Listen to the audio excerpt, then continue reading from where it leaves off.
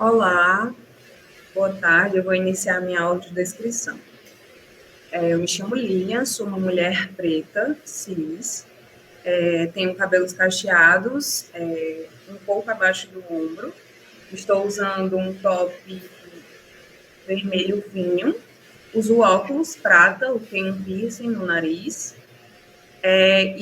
Atrás de mim tem um fundo embaçado com duas portas, uma marrom e uma preta do meu lado direito. Eu vou iniciar aqui, né, o texto de apresentação do festival, a gente vai início. O Festival Quarentena de Cinema é realizado em parceria com o Cine Percepções e foi contemplado no edital Ceará Cidadania e Diversidade Cultural 2022, Cultura LGBTQIA+, promovido pela Secretaria da Cultura do Estado do Ceará.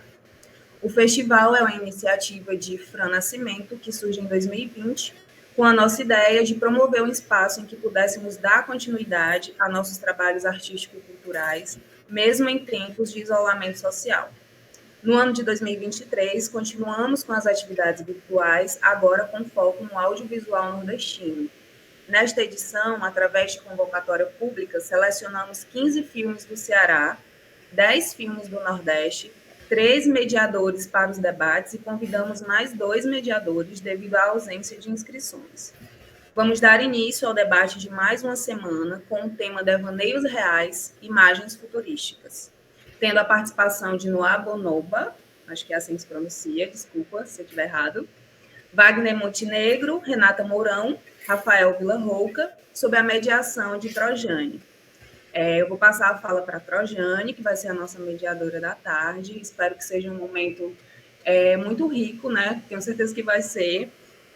Só comentar, acho que é importante dizer que esse também seja um espaço da gente tirar essas produções LGBTQIA+, dessa quarentena social que vivem, né? A gente, pelo menos nos debates que eu venho acompanhando, as pessoas têm trazido muito essa questão de não ter espaço para estar fazendo essas produções, para estar colocando em exibição. Então, que esse também seja um espaço de abertura, né, que a gente possa falar e mostrar também o que a gente está produzindo, o que a gente está pensando, e tomar o nosso espaço, né, que também é nosso, e a gente precisa estar nele. Então, bom debate. Passo a fala para a Trojane. Oi, tudo bem, gente? Eu sou a Trojane. Vou estar aqui mediando esse debate, produzindo essa conversa entre os realizadores e realizadoras. Bom, eu sou uma pessoa preta, de cabelo cacheado, redondinho na cabeça. No fundo aqui do meu quarto tem uma estante um pouco bagunçada com os livros e outras coisinhas, lápis, papel, bagunça de estante. Estou com uma blusa marrom com as pintinhas de girafa. E tem uma porta, que lá no fundo tem um quadro, que é o quadro da Rafael Villaroca, inclusive, que está aqui. E é isso, esse é o meu espaço, é como eu estou agora. Vou passar para as outras pessoas aqui para elas se autodescreverem também, tá bom? Quem mais? Vai. Eu posso ir. Oi, gente, eu sou Noah, sou branca, travesti, meus pronomes são ela, dela. Eu tô com o cabelo preso, meu cabelo é meio castanho, cacheado, sei lá. Tô de óculos, com armação preta, brincos dourados e uma camiseta cinza. E aí atrás de mim tem um móvel com roupas, enfim, objetos pessoais. E é isso.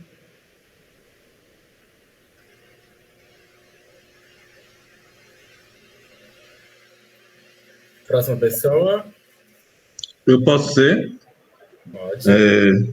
Eu sou o Rafael Villaruca, eu sou branco, cabelo castanho, curto e ondulado, uso barba, estou com uma camisa preta, com um alargador na orelha.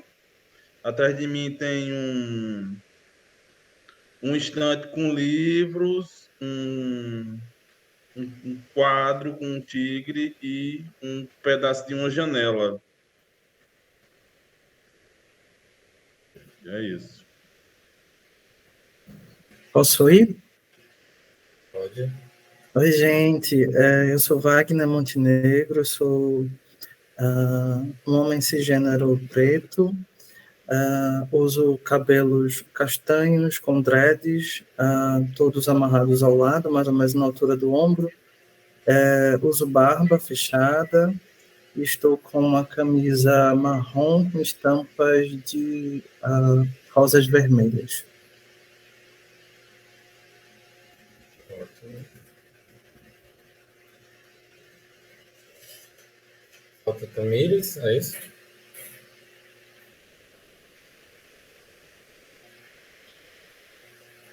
Foi todo mundo?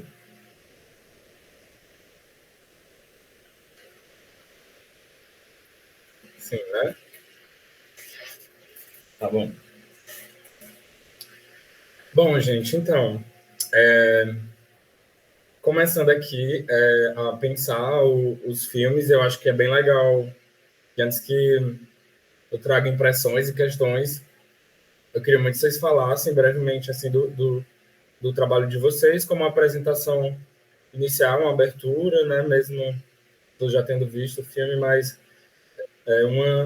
uma introdução, uma apresentação, inclusive como sempre quando a gente faz esse movimento, acho que também a gente de alguma forma atualiza essa noção do que o filme é, ou foi, ou tem sido.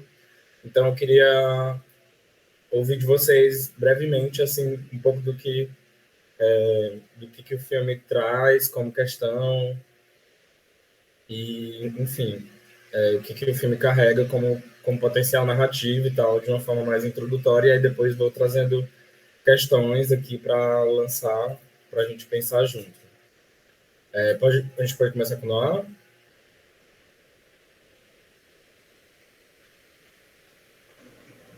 Então, sobre o filme, esse filme foi gravado durante a pandemia, fui contemplada com um edital Arte Livre, na categoria de R$ 40.000, que foi um edital emergencial, né? Desses muitos que surgiram na época da pandemia. A gente gravou em 2021, final de 2021, e ele é um filme que trata de... O roteiro surgiu de um sonho que eu tinha frequentemente desde muito tempo, assim, que eu acordava e o mundo todo estava paralisado. E aí eu escrevi um roteiro. Esse roteiro não foi o roteiro que a gente gravou. O roteiro que eu enviei para o edital, ele se trata mais da história pregressa, assim, do que a gente vê no filme. Mas no roteiro original era sobre uma garota chamada Kali, que acordava no apartamento. O pai e a mãe dela tinham paralisado jantando, e o irmão joga no videogame. E aí ela começa a ter contato com uma vizinha, assim, pela varanda, que é a Numi.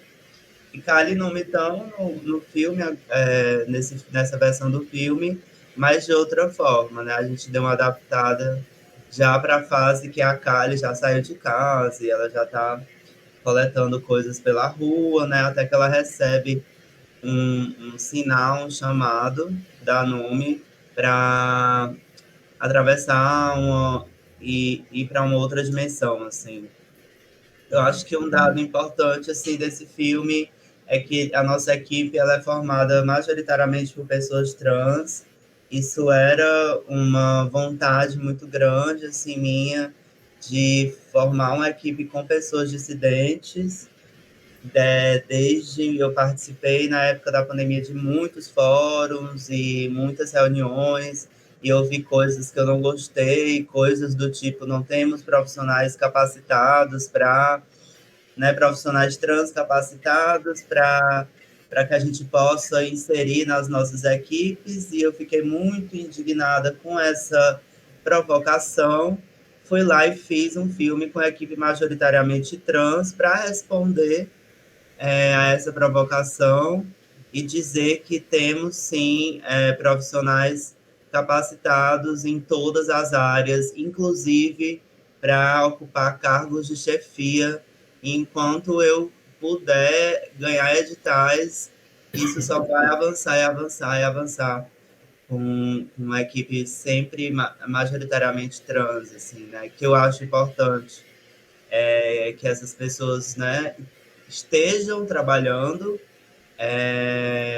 dentro das equipes, não só por uma questão de reserva de vagas, de editais, assim, mas por uma questão de aparação histórica, né? Porque o que a gente vê acontecendo por aí são pessoas que botam para cumprir uma cláusula do edital, né? Botam pessoas trans para cumprir uma cláusula do edital, e não por uma questão política, assim, né? De entender que existe uma dívida histórica com a ausência de pessoas trans dentro do mercado de trabalho do audiovisual, nas narrativas, e enfim.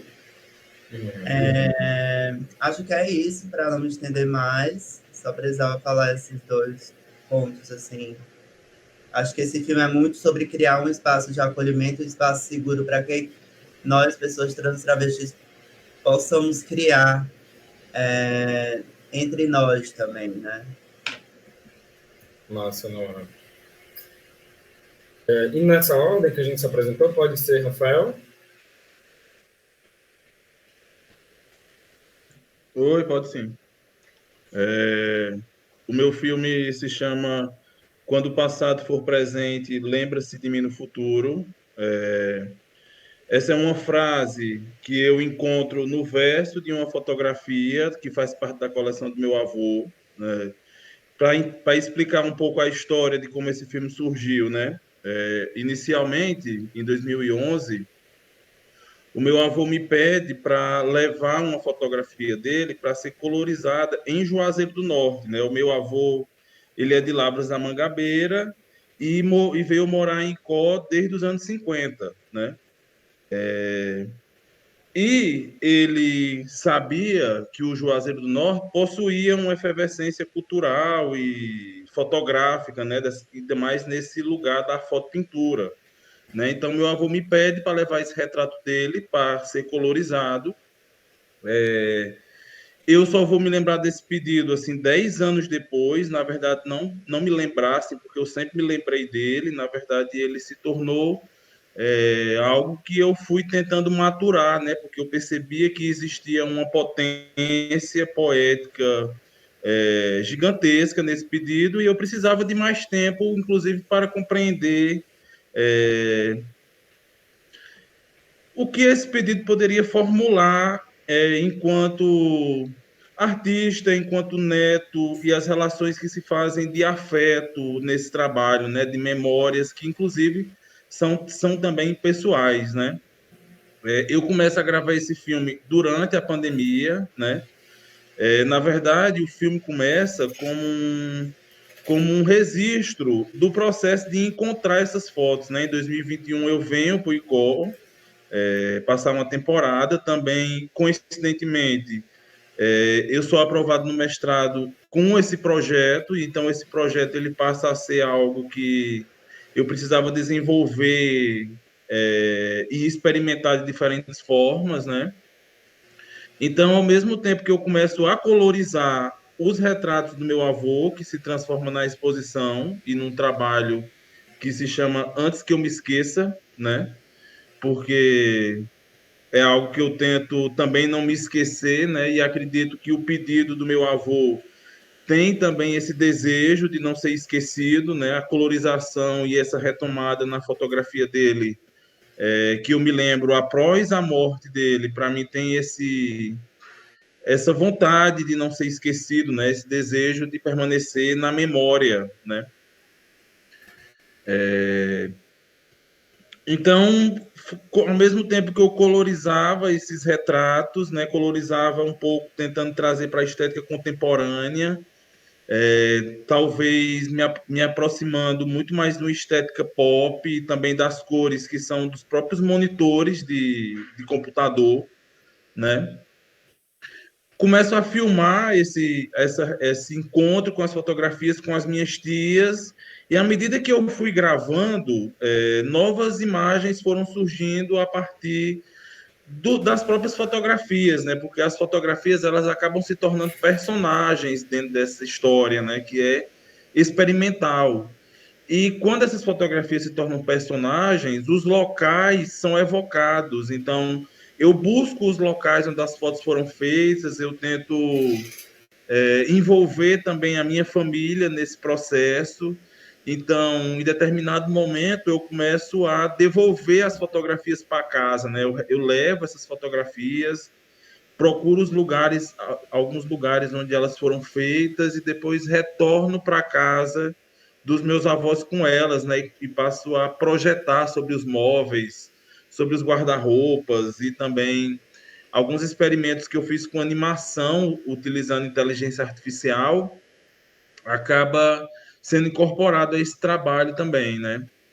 Esse filme, para mim, é a minha primeira experiência enquanto filme mesmo, assim, que eu pensei enquanto filme, apesar de ter uma carga poética, que é muito mais da minha experiência como artista visual, né? Então, não estou ligado muito a ritos pré-definidos de cinema, e estou muito mais experimentando formas de criar visualidade em vídeo, né? Que contem essa história e falem um pouco sobre a relação que eu tenho com essas imagens e a relação que essas imagens possuem entre si e com a família que vai participando desse processo de construção. Então, o filme ele é parte de um processo, né, que envolve não apenas o filme, mas também uma série de fotopinturas de trabalhos que eu fiz, né, que de certa forma os dois dialogam entre si, né, porque um mostra de onde veio o outro, né, e ali eles se alimentam e se cria uma narrativa que mistura esses dois elementos, né, fotografia, vídeo, e também, em determinado grau, a performance das minhas tias em encenarem para mim durante o filme. E eu acho que é isso, né? É um filme, é a primeira vez que ele está sendo exibido assim em um festival de cinema, né? Até então eu só tinha exibido esse filme em exposições, em galerias de arte, né? Que é para onde ele foi feito inicialmente. Mas eu acredito realmente que ele pode ganhar outros espaços e ser discutido e visto por novos públicos e diferentes públicos. E é isso. Massa. Tudo. Wagner? Então, olá novamente, gente. Eu sou realizador de Cético. Cético é um filme que a gente realizou em 2021.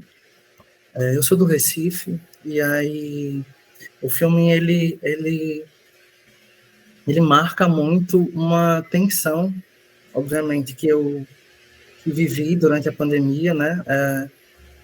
Dados muito fortes assim da pandemia jogavam para mim o quanto a desigualdade racial no Estado, no Brasil, enfim, no mundo inteiro, ela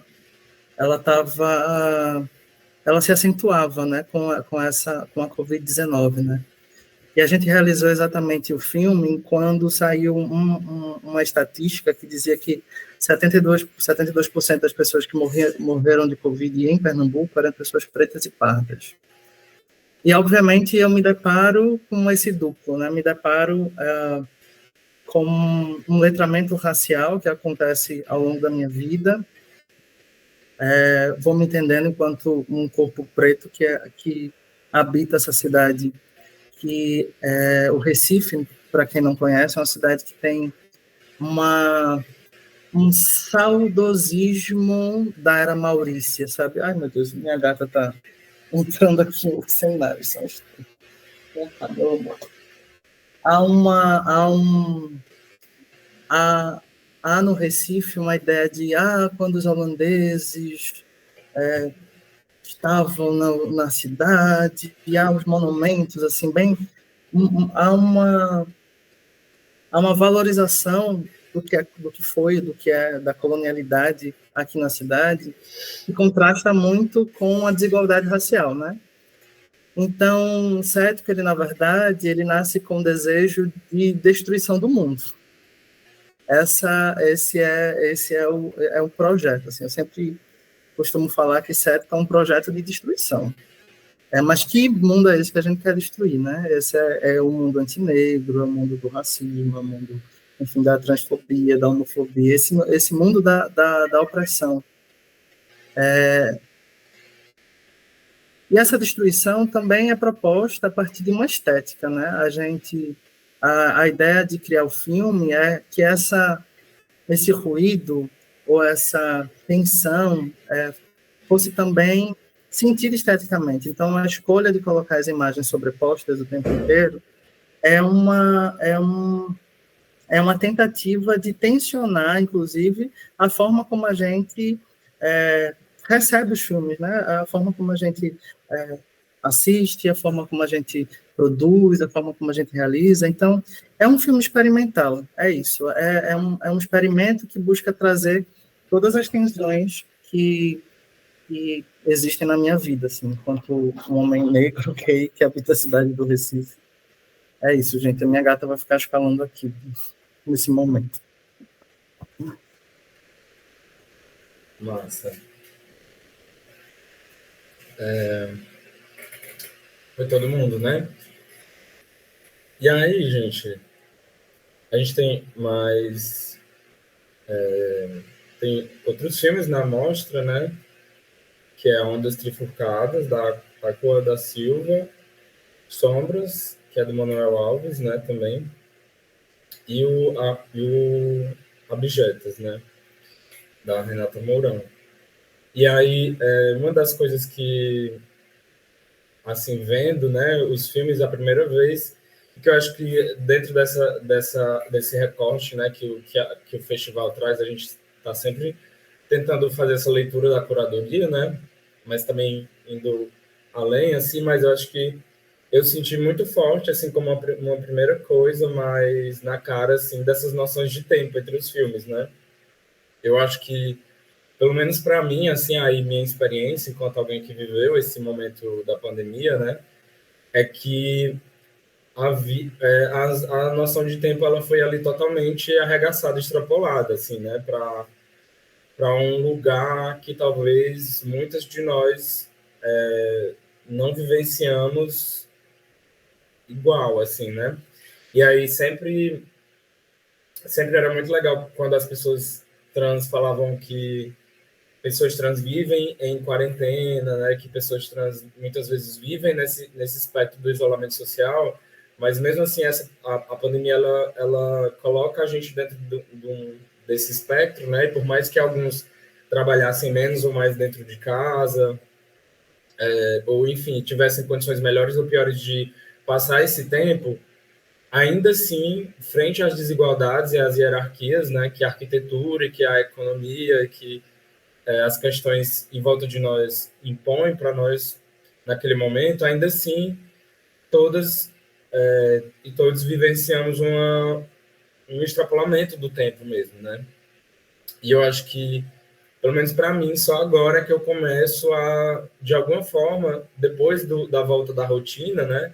Depois de 1 ano e meio, de fato, voltando à rotina da vida, ou seja, acordando, saindo de casa, indo para a faculdade, voltando à noite, viajando, é que essas noções elas foram se restabelecendo de novo dentro de mim, mas ainda assim sinto que isso ficou como um marco, né? Então, era muito comum que naquele momento a gente não soubesse mais muito bem o que era sábado, o que era sexta, o que era segunda, porque tudo era um grande domingo, né, de alguma forma, para muitas pessoas, mesmo que a gente tivesse um clima de trabalho, essa sensação de uma rotina que demarca os dias e em consequência, o tempo, ela também se desconstrói, né, em algum nível para as pessoas. E aí eu vejo eu vejo que isso tem ido para muitos filmes, assim, né? Nessa percepção, não só de uma experiência da pandemia, mas da própria noção de narrativa, né? E aí, queria que vocês trouxessem um pouco essa reflexão, assim, sobre o tempo, né? Porque tanto em La Labs a gente vê essa paralisia das personagens, né? Que se estendem no tempo, né? E a própria narrativa, como Noah diz, né? Ela já foi filmada de outra forma, então o que antes era um acontecimento que a personagem percebia num certo presente, quando Noah e a equipe vai filmar, esse tempo já se extrapola, então é como se as pessoas estivessem há muitos dias ali paradas, vivendo naquela situação de paralisia de tempo, assim. Em Cético, esse confronto do tempo também vejo muito entre a personagem e a própria arquitetura de Recife, né? A partir dessas questões que Wagner cita também, né? De como essa cidade ainda revive isso e, de certa forma, se vangloria desse passado colonial, né? Que está ali na arquitetura, numa ideia de patrimônio material e imaterial, mas que está, acima de tudo, na tensão que essas corporeidades estão produzindo ali na cidade, né? E no filme de Rafael, nesse cruzar das imagens, né? Imagino que muitas dessas imagens que Rafael produziu ou pensou, talvez ele não fosse nem uma ideia, né? Assim, enquanto existência. Aí, tempos depois, essa pessoa pega essas imagens, viaja com essas imagens, visita os lugares onde elas foram produzidas, volta com essas imagens, cruza essas imagens com imagens da infância, de outras pessoas, de outros familiares, sobrepõe com imagens dos avós, dos tios, a tia, a avó que morreu, e esse cruzamento entre os tempos, né? Então, eu queria que vocês falassem um pouco disso, assim, de como é que se constrói essa noção de tempo nos filmes, né? E essa percepção de tempo também, né? Nos filmes, assim. Como é que isso, para vocês, se deu ou se construiu ali na narrativa, né? Não sei se deu para entender, mas enfim.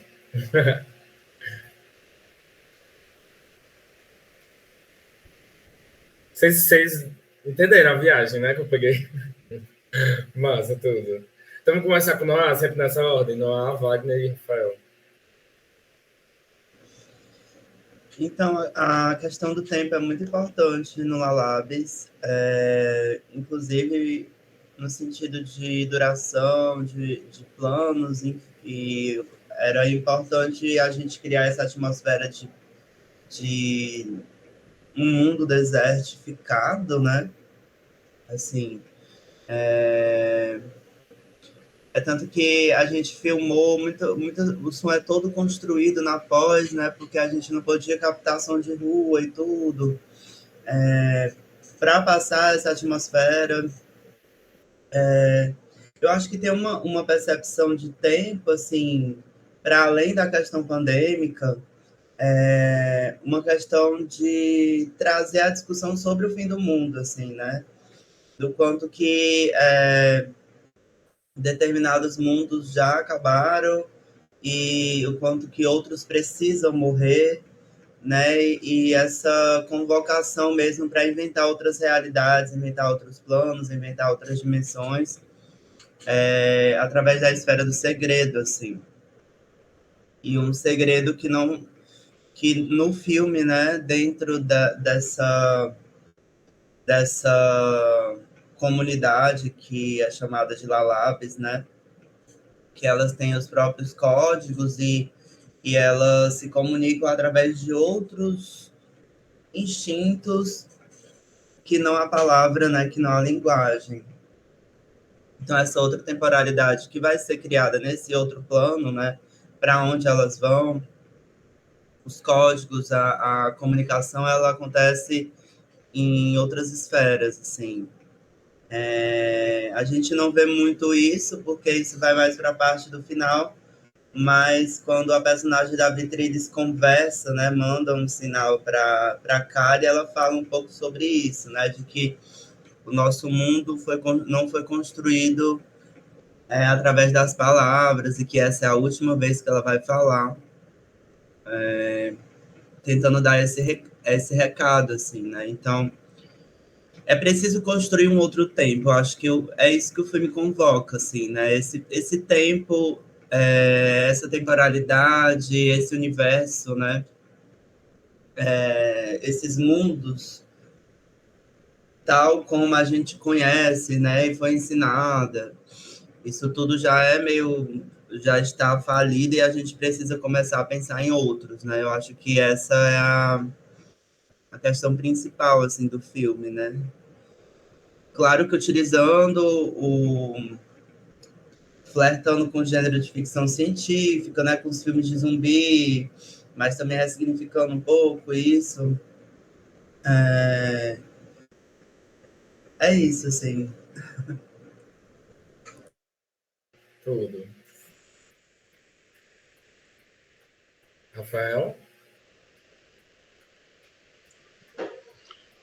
Bom, o meu filme, ele é basicamente sobre o tempo, né?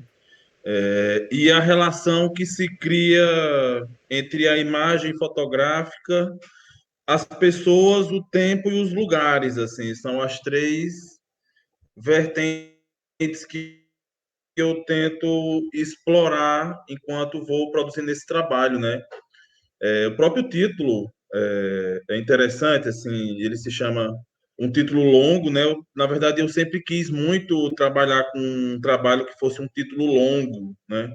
Então, quando eu encontrei esse enunciado no verso de uma fotografia da coleção do meu avô, né, eu achei que eu tinha chegado a uma resposta ali, né?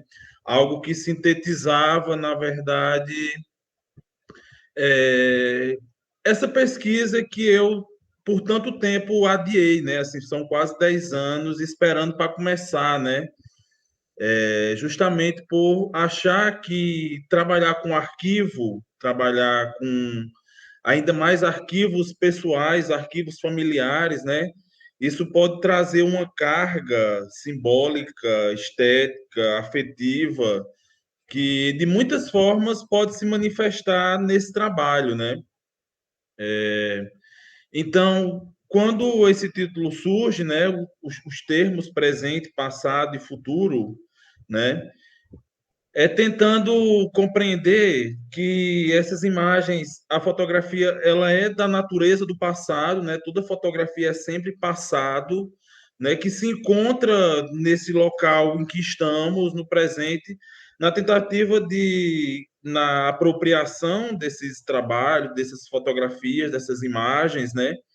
Que não foram feitas inicialmente com finalidades artísticas, né? Mas muito mais com finalidades é, familiar, ou afetiva, ou de memória pessoal, né? Porque elas fazem parte de um conjunto de imagens que estão muito dentro de um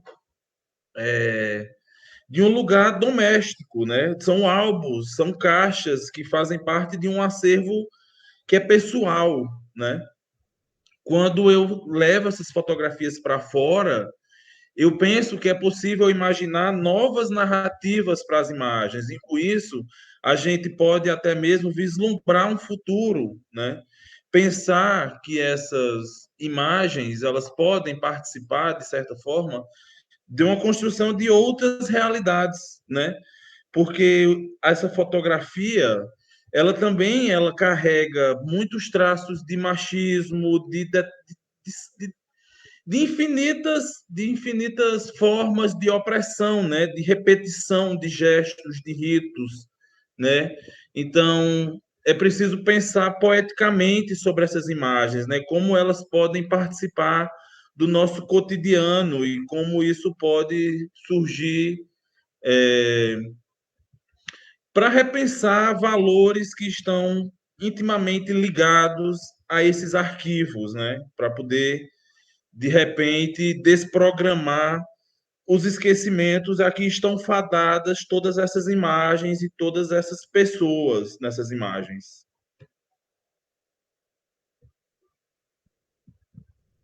Tudo. Nossa.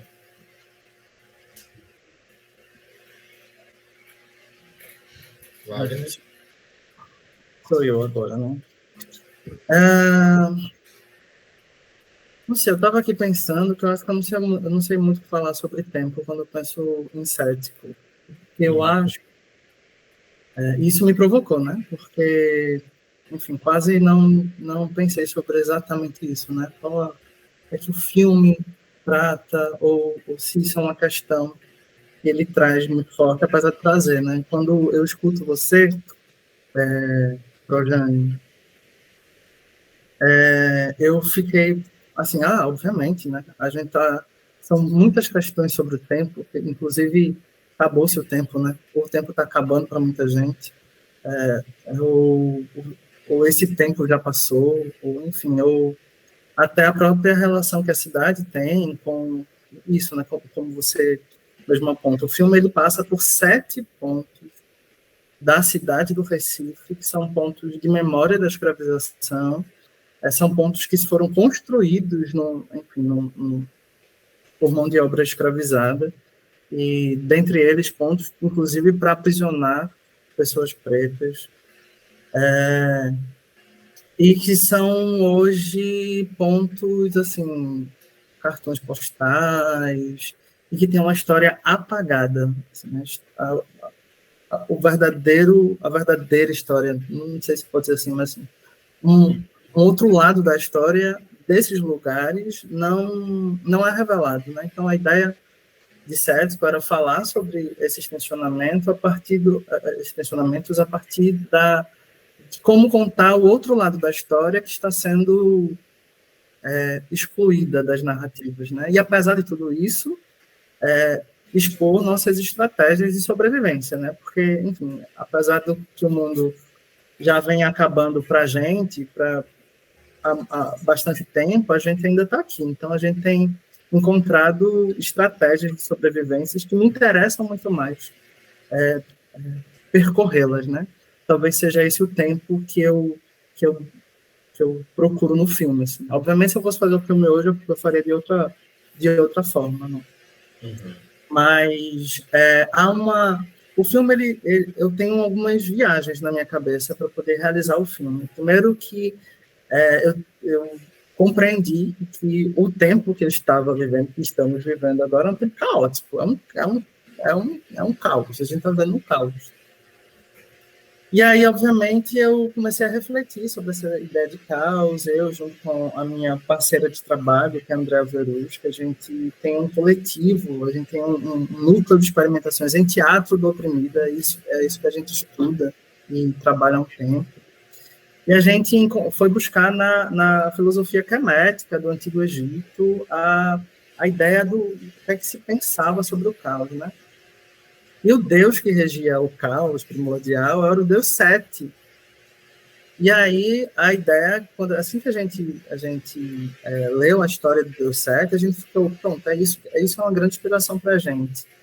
Porque Sete, inclusive, ele tinha um trabalho muito grande na pandemia, porque Sete, ele conduzia as almas ao paraíso, ele ia à frente da barca do deus Ra, que simboliza a própria vida.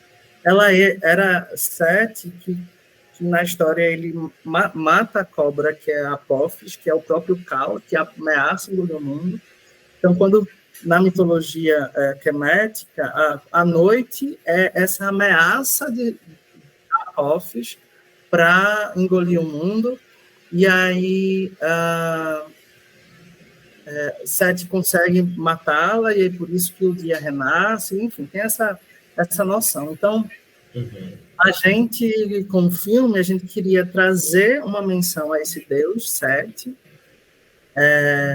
ao mesmo tempo que junta com a característica minha do ceticismo, então, não que é também esse tensionamento, é também essa brincadeira com essa palavra, né, com o cético, com o ceticismo.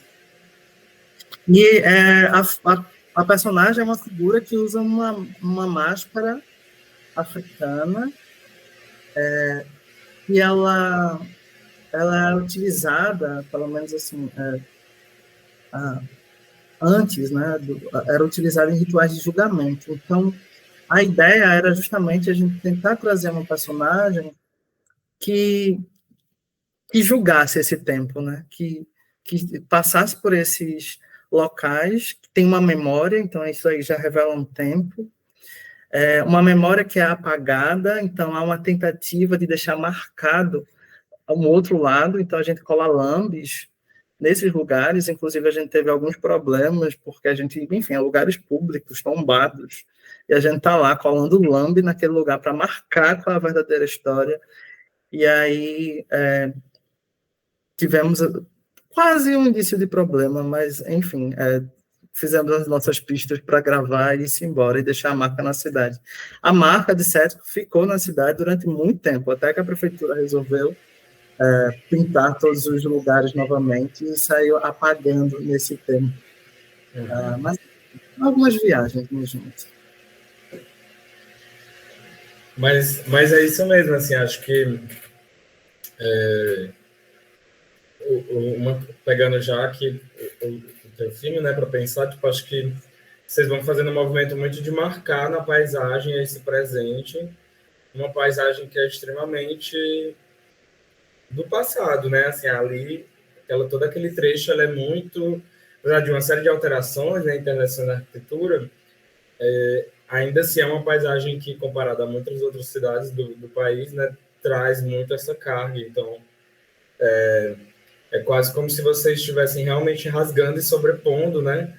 Filmando, inclusive vocês fazem esse exercício de sobreposição da imagem, né? Então vai dando essa mistura assim de presente e passado de uma forma que, para mim, a gente foi cada vez mais assimilando assim depois desse processo da pandemia, sabe? Que é essa percepção de um tempo que é além do Cronos, é além do Kairos, é além de todas as mitologias de tempo, assim, parece que agora a gente está vivendo aí uma nova mitologia do tempo, que as inteligências artificiais que vão dizer o que vai ser, mas que passa por isso, assim, por uma extrema ansiedade do tempo, né, por uma extrema sobreposição dessas noções de passado, presente e futuro, né, dos confrontos das ideias do passado com as ideias extremamente do futuro, né, então é um tempo em que a gente vive que é a inteligência artificial e os ideais fascistas mais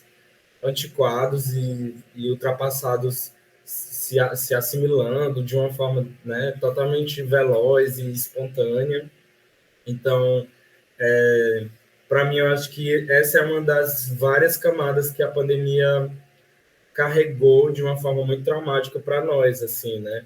Essa reorganização mesmo temporal no corpo e como isso impacta até essas noções da mitologia, né? Que estão aí tão fincadas na nossa percepção de tempo nessa sociedade, né?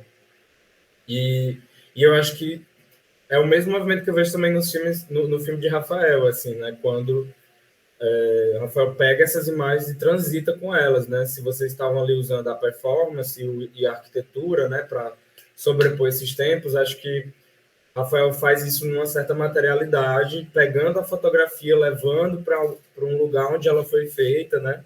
Um movimento que jamais aconteceria se não fosse alguém realmente interessado nisso, e da família, e pesquisador, sabe? É um contexto muito específico para poder esse movimento da imagem acontecer, né? Senão, enfim, talvez se Rafael não fosse esse pesquisador ou essa pessoa preocupada com a imagem, com o pensamento da imagem, muitas dessas fotos já podiam até ter se perdido de alguma forma, né? Entre mudanças, entre caixas e, enfim, organizações da casa, às vezes as imagens se perdem, né?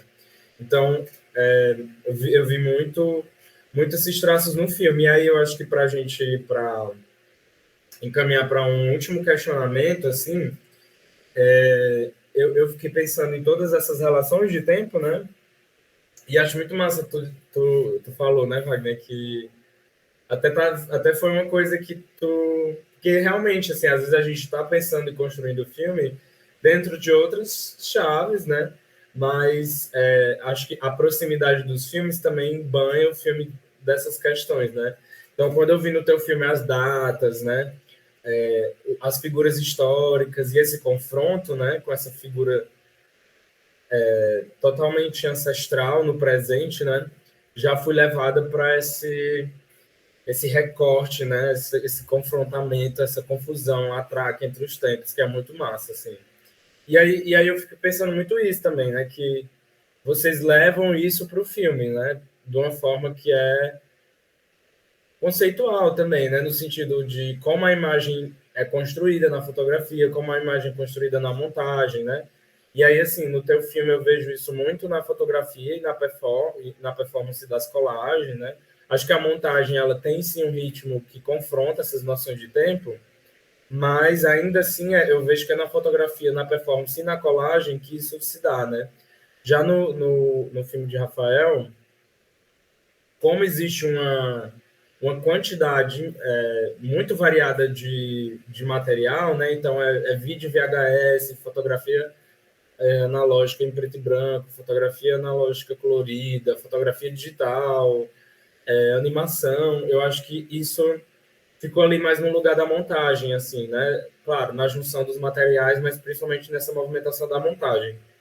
E aí, para a gente concluir como última questão, eu queria que vocês falassem um pouco mais disso, assim, desse lugar de produção mesmo do trabalho, né?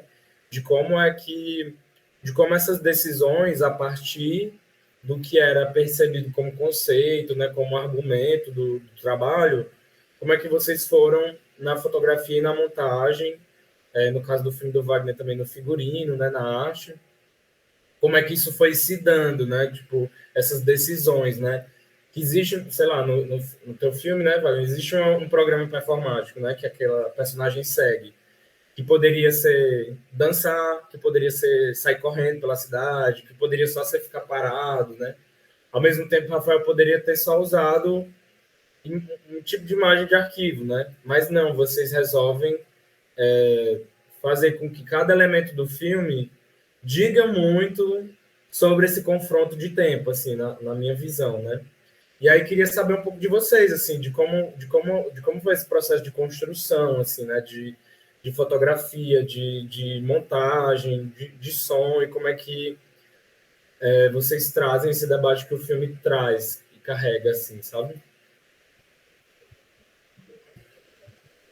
Olha, assim, esse filme, Paula, ele foi sendo construído à medida que ele foi sendo montado, assim. Foi a minha primeira experiência com montagem, inclusive, né? Porque, primeiro eu gravei as minhas tias abrindo, e de certa forma ali já houve uma direção, né? Assim, já colocava para sentar onde eu queria, já iluminava do jeito certo, então mesmo na documentação ali existe determinado grau de ficcionalização, mesmo no início, né? À medida que eu vou encontrando esses arquivos, eu encontro também as fitas VHS. E nessas fitas VHS eu me encontro nas fitas, né? Porque aí sai da geração do meu avô, né, das fotografias que meu avô pediu lá dos anos 40, 50, e já passa para a geração dos meus tios, na qual eu sou criança, né? Então, esse gosto pela imagem fotográfica, pelo vídeo, pela representação, é algo que está na família, né? Existe uma intimidade com as imagens, e eu percebo isso quando eu encontro essas fitas VHS, né? E acabo expondo também no filme um pouco dessa intimidade, como, por exemplo, quando está a minha tia dançando para a câmera, ou então várias vezes em que há interação com a câmera.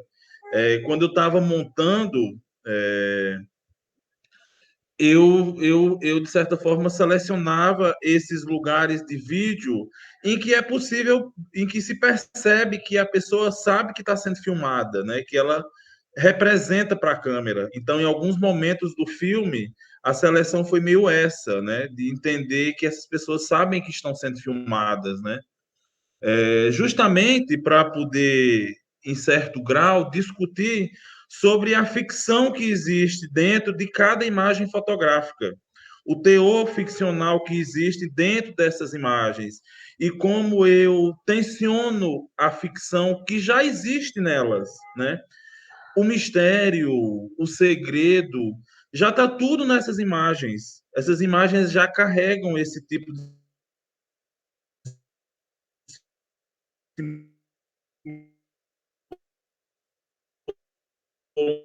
simbologia, né? Pelo próprio tempo em que elas existem, pelo né? Que mais não é digital. A internet caiu, mas eu acho que voltou. Estão me Rafael, desliga a ouvindo? tua câmera um pouquinho, que deu uma paralisada.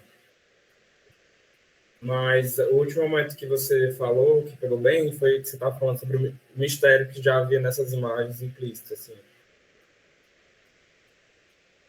Depois vai ser editado, é montado.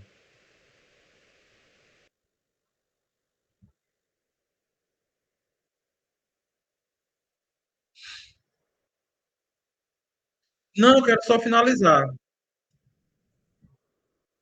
Só finalizar o raciocínio, que eu até me perdi um pouco. Eu até me Não, perdi mas um pouco. eu vou lhe retornar. Você estava falando que que Ah, tem uma camada assim de intimidade, né, que está muito nas imagens e que ao mesmo tempo elas já carregam muito mistério, elas já carregam muito uma espécie de relação implícita entre elas, né, que está nesse manejo da fotografia que tem dentro da tua própria família, né? No primeiro momento do teu avô, no segundo momento com essas imagens VHS, quando você é criança, e agora você, né? Era isso que eu estava entendendo, assim. pois é. Inclusive, o mistério, o segredo ou a magia já residem nessas imagens, assim, eu compreendo isso, assim, primeiro porque elas fazem parte de um tempo que é analógico, né? Então a relação que se cria com a fotografia é ritualística, não é banal ou cotidiana, não é uma selfie num celular. Existe toda uma preparação, uma cerimônia para aquelas fotografias existirem, né? A minha família, o meu avô, ele vem de uma zona rural, né? De Lavras da Mangabeira. Então, com certeza, para fazer essas imagens, foi um domingo, uma preparação. Claro que sou eu que imagino isso, né? Eu não sei como de fato aconteceram essas fotografias e o contexto, mas eu só posso imaginar e também a partir de determinados resquícios que as minhas tias vão falando, né, de que elas me contavam e coisas que meu avô contava, né, porque meu avô mantinha um gosto por essas imagens, ele colecionava, ele tinha prazer em tê-las, né. Então, primeiro que a pergunta era sobre o processo, né, então o processo desse filme, ele foi sendo feito à medida que foi sendo montado, eu ia montando, deixava ele numa timeline aqui no programa de edição, e em determinado momento eu sentia que precisava de determinada imagem. Por exemplo, a imagem da trança, da minha tia fazendo uma trança na minha prima, foi algo bem no final, assim, eu disse, olha, eu acho que uma minha tia fazendo uma trança, que foi uma coisa que eu estava lá num determinado dia, e espontaneamente a minha tia começa a fazer uma trança na minha prima, sabe? E aí eu percebo que essa trança significa muito do que é presente, passado e futuro, e do exercício que eu estou fazendo, de unir esses tempos. Ao mesmo tempo que eu tento trazer o cotidiano da família, sabe, determinado ponto. Então, depois eu vou dirigir isso, eu peço para as minhas tias fazerem, eu crio o cenário, eu faço a luz, mas para inserir dentro de uma timeline que já existia, né? Inicialmente, eu tive uma certa insegurança em montar. Eu via todo o vídeo, via todo o material, mas tive uma insegurança porque eu nunca tinha montado e eu achava que não podia não ficar bom. Né? E ainda procurei alguns editores, alguns montadores, você inclusive, Paula, que na época estava ocupada, fazendo outras coisas, me indicou outra pessoa, eu conversei ainda com a pessoa, mas achei que não tinha outra pessoa para montar esse filme. Só eu poderia montar esse filme. Como é que eu ia falar desse tipo de memórias se as pessoas não sabiam o que era aquilo, o que era aquela imagem, o que significa essa imagem, a relação de uma imagem com a próxima? eu consigo compreender, porque uma imagem se relaciona com a outra, né? Mas isso, mesmo assim, é altamente subjetivo. Eu coloco isso como uma narrativa dentro do filme, mas é altamente subjetivo. Muitas vezes só eu consigo saber que essa pessoa que apareceu aqui nessa foto é filha da outra, que apareceu na outra. Entendeu? Então, são pequenos elementos que conduzem a narrativa, não de forma linear ou direta, porque a ideia é realmente que o tempo se cruze e se interconecte em diferentes formatos, em diferentes experiências dentro do filme, que em determinado momento se torna uma experiência que é afetiva dentro do trabalho, né? Então, é, cai um pouco no papel que eu desenvolvo hoje dentro da família, assim, o mestrado, pensando esse trabalho, me fez pensar isso, assim, quem sou eu na família, na atualidade, assim, talvez eu seja essa pessoa que vai resgatar um pouco dessa história e mantê-la circulando, mantê-la viva, sabe? Para poder atrasar um pouco o fim dessa história.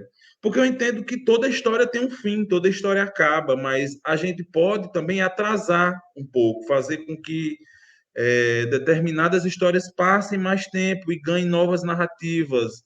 E que, à medida que ela seja recontada, que ela seja repensada, ela ganhe uma nova significação, uma nova camada, né?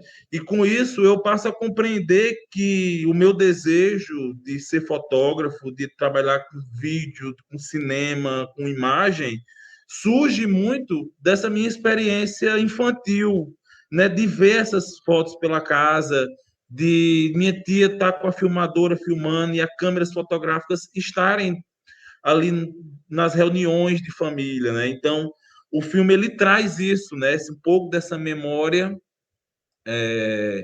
que é dos outros, mas que também é minha, né? Que é do meu avô, mas que se torna minha no momento em que ele me faz esse pedido e que esse pedido se torna o mote, o, o pontapé inicial de todo esse trabalho que vai surgir posteriormente, né? Recentemente, eu produzi um outro filme que se chama Bom Fim, que inclusive está em processo de montagem, né? E em uma das entrevistas, uma pesquisadora, Isabel Gugel, ela fala sobre o Senhor do Bonfim, que é uma tradição aqui de Icó, né? Que o Senhor do Bonfim ele vence a morte, porque ele supera o esquecimento. Mesmo morto, ele é lembrado como vivo. Mesmo celebrado enquanto morte, ele é experimentado enquanto vida, enquanto dia a dia, enquanto fé, enquanto, sei lá. Então, eu levo isso um pouco para como um ensinamento da Isabel Gugel, né, de que é, é possível vencer o esquecimento, vencer a morte, à medida que também o filme ele fala sobre morte, ele fala sobre ausência, ele fala sobre as pessoas que não estão mais vivas para contar essa história ou mesmo para ver o trabalho pronto. Assim, o meu avô faleceu em 2017, ele não viu os retratos colorizados que eu fiz, ele não viu as aplicações que eu fiz nos trabalhos, ele não viu as impressões, as molduras, ele não viu nada disso. Quem está vendo são meus tios, são meus primos, são as pessoas que estão hoje em dia ao meu redor, né? Mas à medida que isso é revisto, de certa forma ele é lembrado, mesmo que seja como imagem, mesmo que seja como memória, entende? Então, eu acho que é isso. Tudo. Que massa. E para ti, Wagner, assim, retomando um pouco, assim, como que você foi criando essa ponte, assim, né, entre pensamento e argumento do filme e essa produção, né, na performance, nessa decisão de sobrepor as imagens, os tempos, a colagem, como foi isso para ti, para tua equipe? Eu estou ainda refletindo sobre o tempo, né? Para poder falar sobre essa sua pergunta. Assim. Acho que a primeira coisa que tinha na cabeça, tanto na escrita do roteiro, que obviamente foi alterado o tempo inteiro, quanto na própria gravação, né? A ideia era que era entender o tempo, esse tempo cronológico, de fato, como uma ilusão, né? Porque o que a gente estava querendo imprimir na imagem era aquilo que provavelmente pertencia a um Brasil, colônia, não sei o que lá, não sei das quantas, ela ainda existe hoje, né? Esse mundo antinegro, anti-indígena, enfim, esses nossos corpos dissidentes que são perseguidos e mortos, né? É uma matéria ainda atual, né? É algo que a gente ainda enfrenta hoje, que tem suas marcas no passado, mas que se borra, né? Essa divisãozinha assim, passado, presente e futuro. Então, essa coisa borrada de uma história que se repete, uma história que nunca acabou, e que, ao mesmo tempo, é uma história de determinadas pessoas que já acabou e que a gente ainda convive com isso, né? Para mim, o ponto mais forte que me fazia refletir era o quanto a pandemia do vírus, né, da Covid-19, quanto se tornou mais uma arma para matar os corpos pretos. Tudo isso vinha não só na minha cabeça, mas na cabeça de todo mundo que estava envolvido na realização do filme, o tempo inteiro como é que a gente ia imprimir isso, né? Tanto deixar muito demarcado que é algo que a gente está falando, que não é necessariamente do passado, mas é atual e que também faz a gente pensar sobre os nossos futuros, né? Os diversos futuros possíveis. E, obviamente, eu venho do teatro, eu venho de a linguagem artística principal da minha vida, assim, é o teatro, a primeira, né? Então, em todos os filmes que a gente realiza, há essa conexão entre teatro e cinema muito forte. Então, é por isso que, enfim, a gente tem uma performance, a gente tem a performance no sentido de que vai acontecer alguma coisa na rua, existe uma ação que eu preciso executar, e a gente ficou tentando encontrar qual ação que poderia ser realizada, assim, que a pessoa que está assistindo, tanto assistindo o que acontece ali na rua, no cotidiano da cidade, quem está passando ali, está vendo alguma coisa, e também quem está assistindo o filme, né? Então, era essa a intenção para construir a narrativa de Sete. E a gente queria que deixasse uma marca mesmo, uma marca que ficasse há algum tempo. E, para a gente, isso seria os Lambis, né? E os Lambis, na verdade, foi a chance da gente fazer um convite a um outro artista chamado Felipe Gondim, que é um artista visual, que trabalha com lambis aqui na cidade. E aí a gente, enfim, contou a história de Cético, a gente queria 7 lambis para passar por 7 lugares, e que a gente tivesse em cada um desses lambis uma marca, um registro não da opressão que existe sobre os corpos pretos, mas das estratégias de sobrevivência a partir dela, apesar das opressões, né? E aí, em cada ponto, a gente colou esse lambe, e aí a ideia da montagem era justamente borrar todas as fronteiras, tanto na montagem quanto do som, né? O som todo do filme é feito na pós. Esses 2 artistas, tanto do som, a Rafaela Ornelas, quanto da montagem, que é o Felipe Correia, são pessoas que trabalham com uma estética que eu gosto muito e que casou muito com o filme, que é a ideia da psicodelia, né? Então, quando a gente procurou essas pessoas, queríamos que tanto a montagem quanto o som também construísse uma experiência. o som, sobretudo, né? A imagem montada, de fato, iria construir uma experiência dependente de qual escolha que a gente quisesse, né?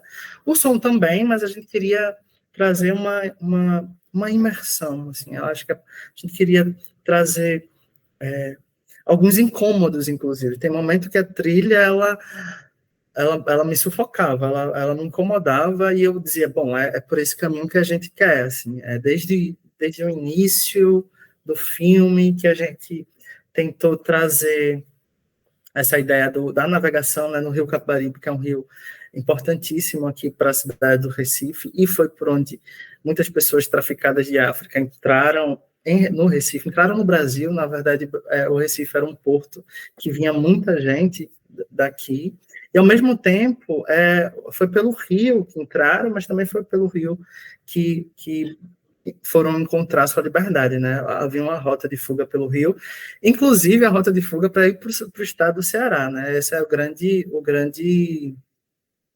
é assim que a gente finaliza o filme, né? Deixando marcado que havia uma rota de fuga de Recife para o Ceará, porque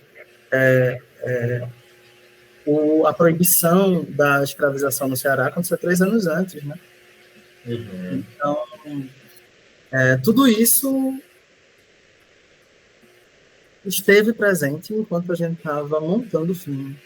A ideia da dupla exposição foi do Felipe, que achava... Ele já trabalha com dupla exposição assim, nos trabalhos dele, e a gente queria exatamente essa proposta. Então, tem cenas tem tripla exposição, enfim, tem a montagem do filme e o som, todo o desenho do som, ele segue nesse mesmo caminho, assim, da gente criar uma situação, uma experiência que tensione, de fato, a nossa relação com o tema, a nossa relação com a cidade. Enfim, é mais ou menos por esse caminho, como pensar do site. Tudo. Eu fiquei bem pensativo, assim, também com esse lance do final do filme, assim, do caminho, né? Porque...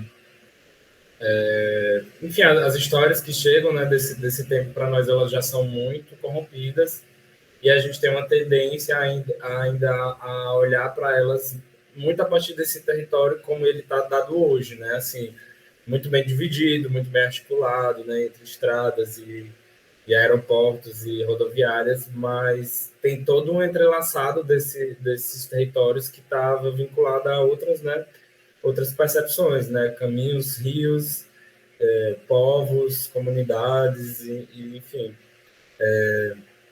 Fiquei pensando muito sobre isso.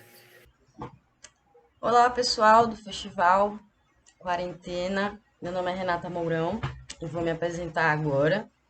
Eu sou co-diretora, co-roteirista e co-montadora do curta-metragem Abjetas 288.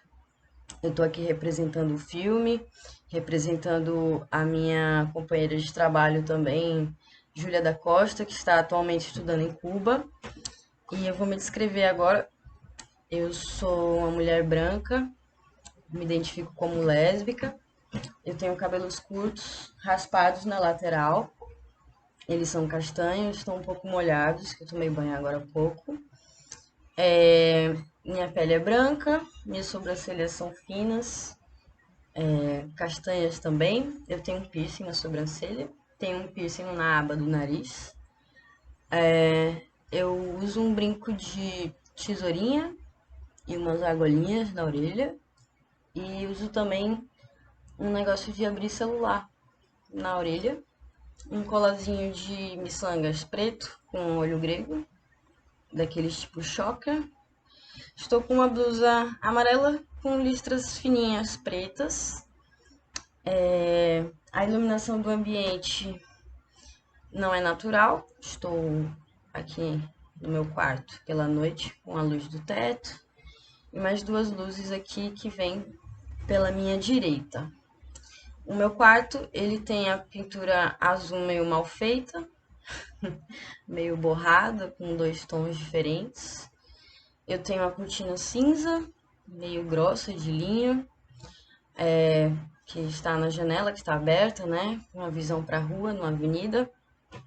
A minha cama de casal, com um edredom cinza e alguns travesseiros. Tem prateleirinhas com plantas. Tenho também um quadro de avisos, um violão e um pezinho de bambu da sorte. Eu sou uma pessoa extrovertida, tenho uma certa facilidade para falar em público. Como mais eu posso me descrever? E minha gatinha cinza também está aqui na cama, dando um rolê.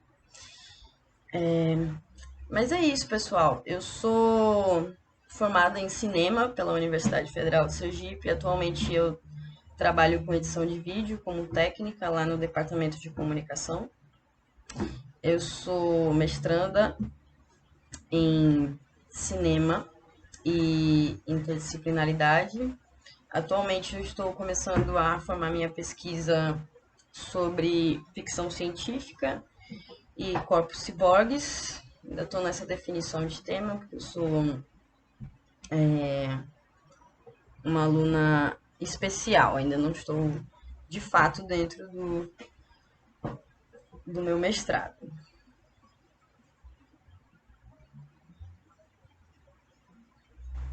Bom, a noção de tempo para Abjetas 288, ela segue de uma forma não linear.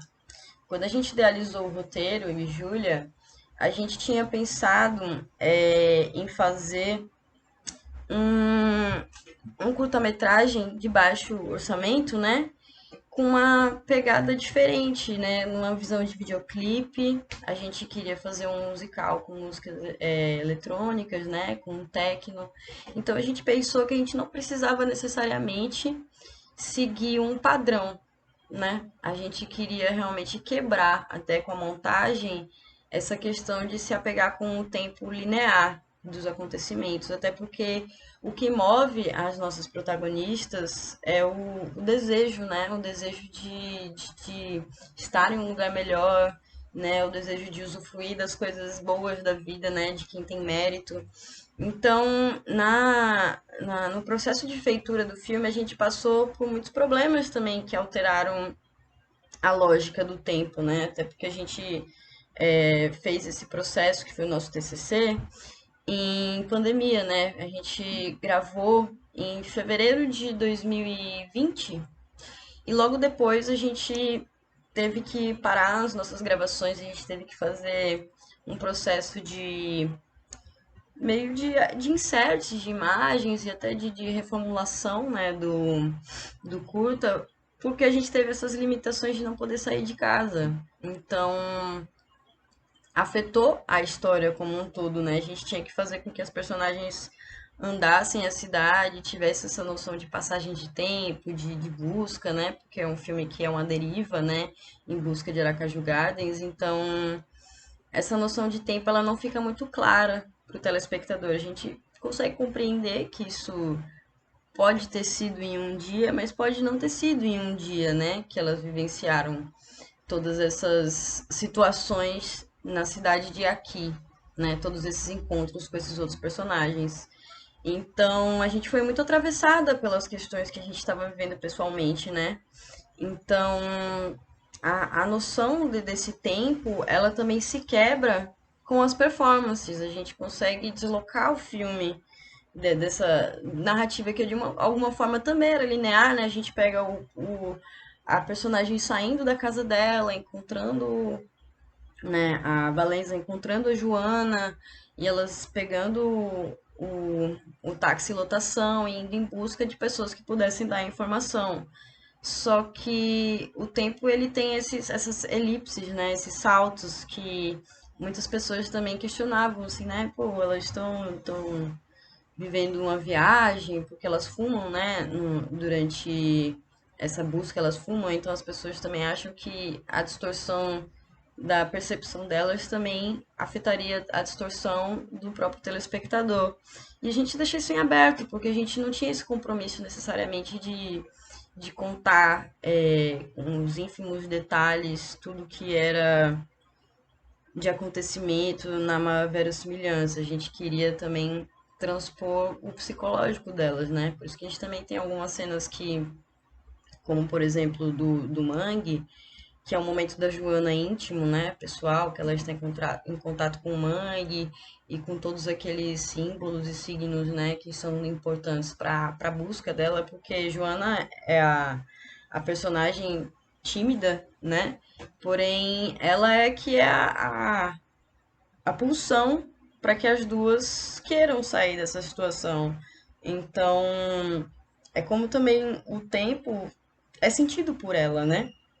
Por ambas as duas, né? Então, eu acho que durante as performances essa distorção do tempo, ela é mais visível e a gente não queria se apegar muito à tradição, que de alguma forma a gente se apega, né? Mas a gente também queria quebrar com isso.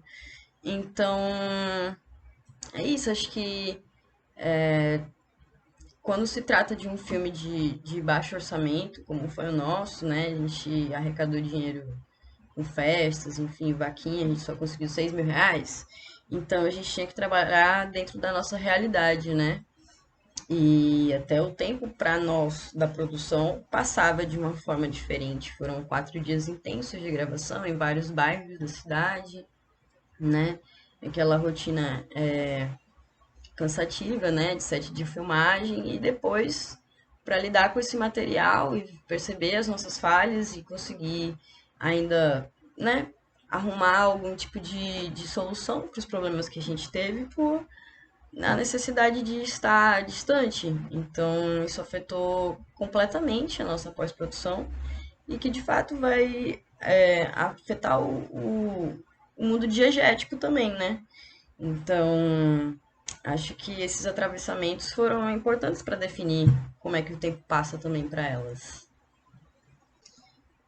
Bom, como eu falei anteriormente sobre a montagem, eu e Júlia, a gente se identifica muito com a montagem, né? A gente tem um lugar de afeto para além das outras ocupações, né, que a gente tem no filme. A gente tinha um carinho especial e uma atenção especial, porque a gente queria que Abjetas fosse visto como um filme de montagem diferente, incômodo, estranho, né? Então a gente associava também as nossas dificuldades de orçamento com essa nossa necessidade de causar um incômodo, né? De desmembrar as coisas, né? Então, como a gente queria fazer um cenário distópico, tropical, a gente pensou, bom, a gente não pode ficar quadradinha, né? A gente tem que pensar como é que a gente pode transpor isso, né? Como é que a rebeldia delas também pode ser vista para além das falas delas, né?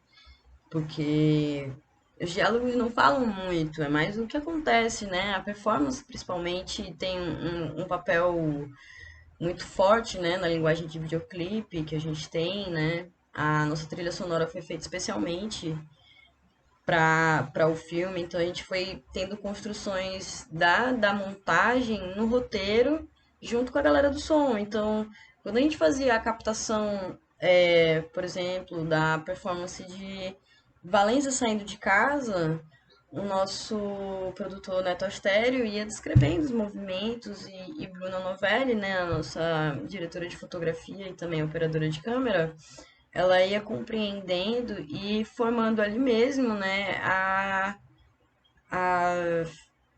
a nossa concepção de montagem, né? Então a gente acompanha muito o movimento, ora também em outras performances a gente fica com uma câmera um pouco mais distanciada e também quando tem a abordagem policial, né, a imagem ela participa, né, digamos assim, que o telespectador participa, né, dessa abordagem violenta e a câmera é atingida e a gente quis trazer isso, né, a gente quis trazer até os respiros, né, o preto que a gente utiliza, né, para a tela preta, no caso, para essa questão de respirar, de fechar os olhos, de angústia mesmo. Então, eu acho que quando a gente pensou em formular a montagem de Abjetas, né, que foi feita à distância, Eu na minha casa, Juliana dela, a gente editando, ela editava, falava, troca isso, faz isso, tira esse take, não tira esse take. Então a gente foi construindo extremamente coletivamente, extremamente difícil esse processo, né? Porque foram inúmeros cortes até chegar ao que a gente queria. E eu acho que é um ponto muito marcante de Objetos, a questão da montagem, porque ela traz uma participação, né? Ela conta a história bastante. Então a gente queria ousar. Eu acho que de muitas formas a gente conseguiu ousar. Então eu acredito que o papel da montagem, e principalmente nos frames, assim, a gente tentava contar a história delas a cada take que a gente fazia, né?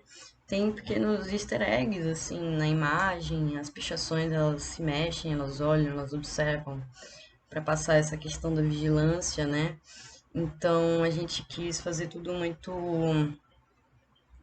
cortado, brusco, abrupto, né? Dolorido, estranho. Então, acho que a gente conseguiu chegar ao ponto que a gente queria diante de todas essas questões, né? De fazer um filme em quarentena. Então, acho que isso, Objetos, o filme consegue cumprir com o que a gente gostaria, que a gente propôs. Então, acho que a montagem, ela tem um lugar muito especial aí. Mas, gente, assim, acho que é isso, assim, para a gente concluir. Foi muito legal, assim, a conversa. Eu acho que os filmes têm uma potência muito inspiradora nesse sentido, assim, né? De que, apesar da gente estar vivendo os resquícios os resquícios e, às vezes, até duvidando, né? Se a gente não está ainda, de fato, vivendo nesse processo, né? Eu não gosto de dizer que a gente ainda está vivendo, propriamente dito, uma colonialidade, mas, ao mesmo tempo, é muito difícil dizer que acabou, que a gente está só vivendo os resquícios desse processo, né? Ou seja, mais uma anacronia que a própria noção de tempo joga para nós, né? Onde a gente está, né, nesse momento. E aí as imagens, né, e a produção das imagens, elas dizem muito disso, né? Nos dão um referencial para dentro desse mundo de imagens e acontecimentos e anacronias, a gente se, de alguma forma seguir, né? Partir de um lugar para outro, olhar para uma imagem e dizer, ó, aqui há 100 anos atrás era assim, hoje é assim, né? Então, se não fosse muitas dessas imagens, as nossas noções, né, de tempo, elas estavam muito mais confusas de alguma forma, né? Então, e para além disso, eu fico pensando muito isso, assim, que apesar de tudo que a gente vive, tem vivido, hora melhor, hora pior, a situação do nosso país e a nossa como parte de alguém que vive nesse território, acho que os filmes, quando mexem com isso, quando confrontam esses tempos, mesmo sendo algo que está mais vinculado ao percurso da família ou da cidade, né? Acho que sempre nos inspira muito assim a pensar que a gente pode confrontar esse caminho linear, né? Pensar que existe lá num futuro implícito, né? Alguém vendo as nossas imagens agora e tentando entender o que a gente produziu, né? Ou sei lá, existe alguém, uma criança lá no futuro que pode ser, sei lá, minha filha ou minha neta, que pode estar olhando para as imagens que eu produzi hoje e tentando dar elas outro sentido, né? E isso é muito inspirador, assim, né? Nesse sentido de que a gente pode se dimensionar dentro do passado, mas principalmente do futuro, sem cair numa lógica que é só a futurologia, só a ficção científica, só essa viagem do futurismo, né? Mas pensar as noções alternadas de sobrevivência de nós, da nossa história, né? Da nossa vida. E eu acho que esses filmes eles trazem isso de uma forma muito fresca, assim, muito legal. Foi muito bom rever e pensar isso como uma estratégia de vida mesmo, né? A gente pensar e produzir imagem como estratégia de vida, de sobrevivência, né? Então, acho que são filmes muito inspiradores para mim nesse lugar, gostei muito de ver. Quero agradecer muito o convite da mostra, por essa participação no meio da tarde de domingo, que acho ótimo, que já é um dia que eu vou ver filme mesmo, vou tentar abrir a cabeça um pouco para as imagens. E aí, enfim, é ótimo também conhecer vocês, principalmente o Wagner, que não conhecia. E é isso, se vocês quiserem dar um recadinho final, né? Aquela coisa do Instagram delas, um link, assim, uma coisa. O meu é Trojane, tá? Gente, por favor, vão me seguir, porque eu fui gongada, hackeada, entendeu? Já tava com uma fanbase e perdi tudo. O drama de Paula perdeu tudo. 0 seguidores. Então, se vocês quiserem me seguir, eu vou achar ótimo. Não tenho besteira, sigo de volta, certo? Não sou esse tipo de pessoa. Sou muito acessível, sigo todo mundo. É isso, deixo a palavra com vocês. Eu quero agradecer também.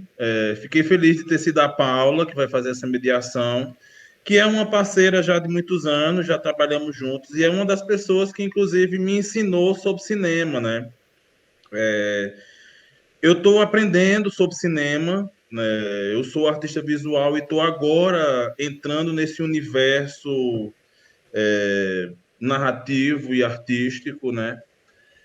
Quero entrar nele como experiência, né? Quero ressaltar isso de que o que eu produzo tem que ser experimental mesmo, assim, tanto na forma de fazer como na forma de exibir ou na forma de discutir ou na forma de pensar, mas em determinado grau ela precisa romper com certa primazia ou com certa ritualística que existe nesse universo do cinema, né? E estou aqui para aprender também, né? E para compartilhar o que eu sei. E o que você falou, Paula, eu me senti agora representado, né? Assim, quem sabe um dia minha filha, minha neta vai estar fazendo isso a partir das imagens que eu produzi. Eu sou o filho, o neto de alguém que fez imagens e que agora repensa. Eu já faço isso, né? É isso que eu estou fazendo. Eu já cheguei nesse tempo. Eu cheguei nesse tempo de olhar para trás, né? E quando eu olho para trás, eu olho para mim mesmo, né? E olhando para mim mesmo, eu passo a compreender que papel eu tenho e de que forma eu posso contribuir com a quebra de determinados e infinitos preconceitos e colonialismos que você mesmo falou, assim, e acho que reestudar e repensar essas imagens é fundamental para que isso ocorra, né? Que a gente esteja amparado num passado para poder o futuro, nossos filhos e netos, e também possam rever mais uma vez essas imagens e criar mais uma vez outras e infinitas camadas sobre as memórias e sobre as imagens. E é isso. Obrigado também ao Festival Quarentena pela seleção. Fiquei muito feliz, né? Pelo meu trabalho estar circulando em festivais de cinema. E eu espero que gostem. E o meu Instagram é @RafaelVilaroca, do jeito que se escreve mesmo. Eu também sou desses que segue de volta. E estou por aqui. Valeu. Tchau, tchau. Eu quero agradecer também ao festival por estar participando, estar nessa programação.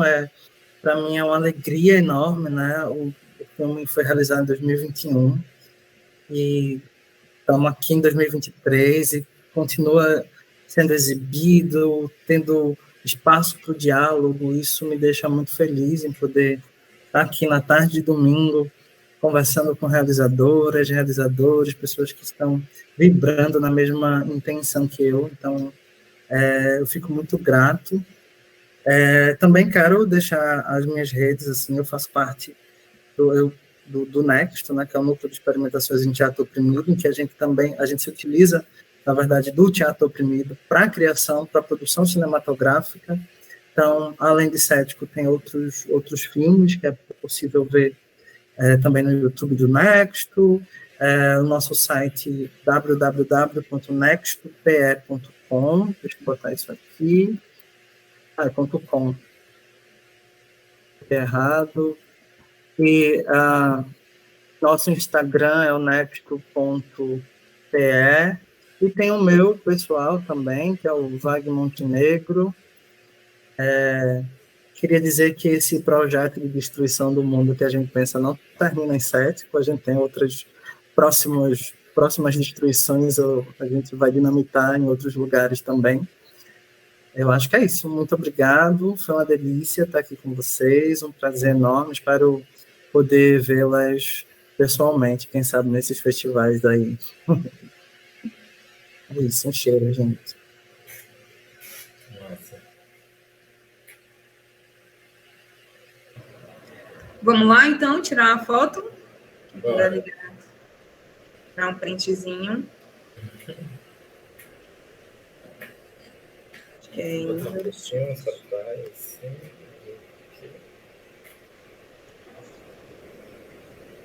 Só um minuto. Bora lá, sorrisinho.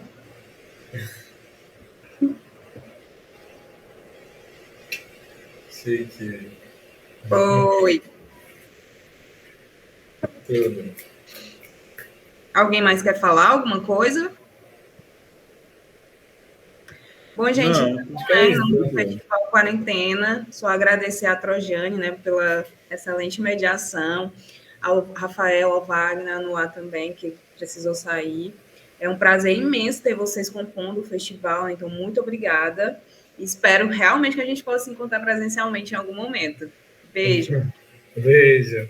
Tchau, tchau. Valeu.